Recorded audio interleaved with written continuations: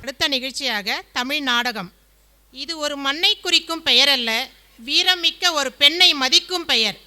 மன்னவனே ஆனாலும் நீதி தவறினால் மணிமுடியை இழக்க வேண்டும், முடிவாக உயிரையும் இழக்க வேண்டும் என்ற கண்ணகியின் கால் பதித்த புனித பூமியின் பெயர். மல்லிகை மனத்தோடு இருந்த மதுரையில் மமதை கொண்ட மன்னனால் மரணத்தை தொட்டான் காவலன், கண்ணகியின் காவலன். நீ செய்தது சரியா என பாண்டிய மன்னனிடம் நீதி கேட்க வருகிறாள் கற்பில் சிறந்த கண்ணகி. ஆம் பெற்றோர்களே, சிலப்பதிகார நாடகத்தை நம் கண்முன்னே கொண்டு வருகின்றனர் எம் 5ஆம் வகுப்பு மாணவர்கள்.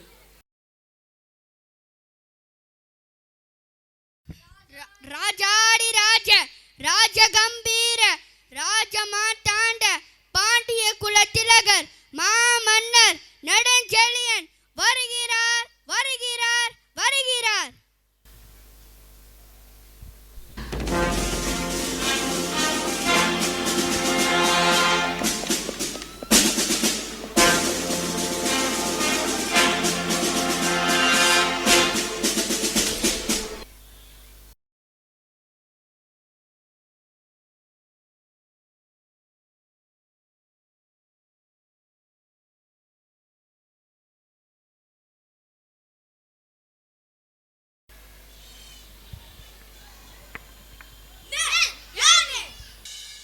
வாயிற்காவலனே வாயிற்காவலனே, நீதி தவறிய கொடுங்கோல் மன்னனின் வாயிற்காவலனே, கணவனை இழந்த பெண்ணொருத்தி கையில் தனி சிலம்புடன் உன்னை காண வந்திருக்கிறாள் என்று உன் மன்னனிடம் போய் சொல்.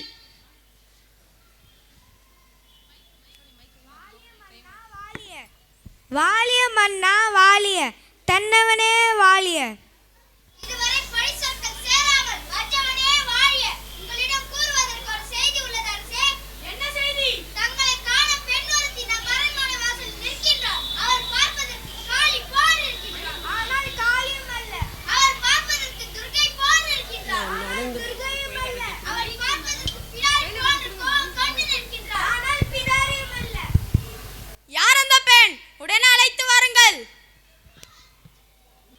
கண்ணீருடன் வந்து நிற்கும் பெண்ணே, நீ யார்? தேரா மன்னா, நீதிக்கு இலக்கணமாய் திகழும் கரிகால் சோழரது பூம்புகாரே எனது ஊர். பெருவணிகன் மாசாத்துவானின் மருமகள். என் பெயர் கண்ணகி. உனது முறையீடு என்னவோ? நெடுஞ்செழிய பாண்டியனை துணிந்து இகழ்தொறிக்க வந்துள்ள கண்ணகி. என்ன? உன்னுடைய கொடுங்கோலின் அவசர தீர்ப்புக்கு ஆளாக்கி கொலையுண்ட கோவலின் மனைவி கண்ணகி நான் என்பதை அறிந்திடுக அரசே, அறிந்திடுக. ஓ, சிலம்பு திருடிய கல்வனின் மனைவியா நீ?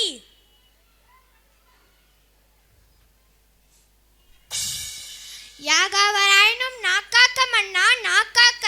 யார் கல்வன்? என் கணவரா கல்வன்? இல்லை இல்லை. கல்வனை தமிழகத்தின் நீதி கொல்லாமல் விடாது, உனக்கு தெரியும் அல்லவா? கொற்றவனை எண்ணிப்பார். பொது மண்டபத்தில் விசாரிக்க வேண்டிய வழக்கு கோயில் மண்டபத்திலே முடிவுற்றது. சிந்தியுங்கள், நன்றாக சிந்தியுங்கள். குற்றம் சாட்டப்பட்டவரின் மறுப்புகளுக்கு மதிப்பு தராமல் கொலைவாளின் வேலை அவ்வளவு அவசரமாக நடைபெறுவானே, இதற்கு பேரா நேர்மை? இதற்கு பேரா நீதி? இதற்கு பேரா நியாயம்? இதற்கு பேரா அரசு? உனக்கு பேரா அரங்காக்கும் மன்னன்? ஆத்திரத்தில் உன் அறிவு கண்ணை மூடி விடாதே கண்ணகி. கல்வனை கொலை செய்தல் கடுங்கோல் அல்ல, அதுவே அரச நீதி. உன் கணவனின் கையில் இருந்தது என்னுடைய சிலம்பு, அது தங்களுடைய சிலம்பல்ல.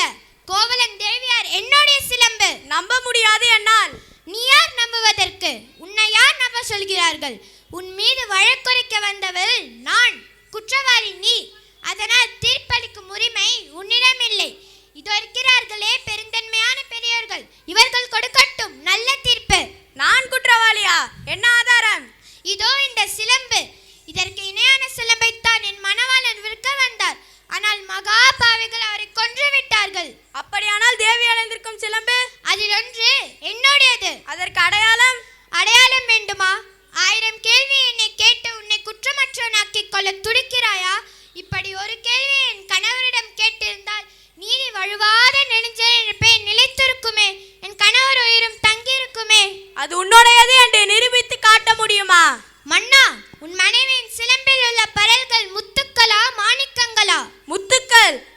கொற்கை முத்துக்கள். என் சிலம்பின் பரல்கள் மாணிக்க பரல்கள். அப்படியா? தேவி, சிலம்பை கொடுங்கள்.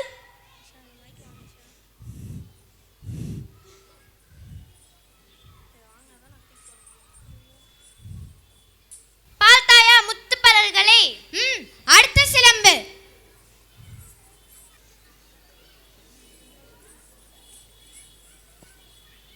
மாணிக்கப்பரல்களா?